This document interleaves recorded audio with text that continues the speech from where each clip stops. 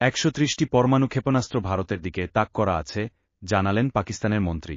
গত সপ্তাহে কাশ্মীরে ভয়ঙ্কর সন্ত্রাসী হামলার পর পরিস্থিতি এতটাই অস্থির হয়ে উঠেছে যে সীমান্তে ভারত ও পাকিস্তানের নিরাপত্তা বাহিনীর মধ্যে গুলি বিনিময়ের ঘটনা ঘটেই চলছে।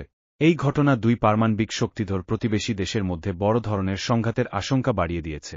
চরম উত্তেজনার মধ্যেই পাকিস্তানের রেলমন্ত্রী মোহাম্মদ হানিফ আব্বাসী হুঁশিয়ারি দিয়ে বলেছেন, পাকিস্তানের ১৩০টির বেশি পারমাণবিক ক্ষেপণাস্ত্র এমনি সাজিয়ে রাখা হয়নি। এগুলো শুধুই ভারতের জন্য রাখা হয়েছে। হানিফ আব্বাসী গত শনিবার আরও বলেন, এসব ব্যালিস্টিক ক্ষেপণাস্ত্রই ভারতের দিকে তাক করা আছে।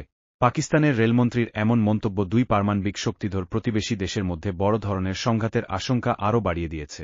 কাশ্মীরের পেলগামে সাম্প্রতিক হামলার ঘটনার সঙ্গে ইসলামাবাদের যোগসূত্র রয়েছে বলে নয়াদিল্লি অভিযোগ করেছে, যদিও ভারত এ ব্যাপারে প্রকাশ্যে কোনো প্রমাণ উপস্থাপন করেনি।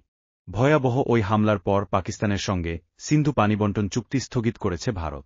এছাড়া পাকিস্তানি কূটনীতিকদের বহিষ্কার এবং পাকিস্তানি নাগরিকদের ভিসা বাতিল করেছে ভারত। জবাবে পাকিস্তানও ভারতীয় কূটনীতিকদের বহিষ্কার করেছে, ভারতীয়দের ভিসা বাতিল করেছে এবং ভারতীয় উড়োজাহাজের জন্য নিজেদের আকাশসীমা বন্ধ করেছে।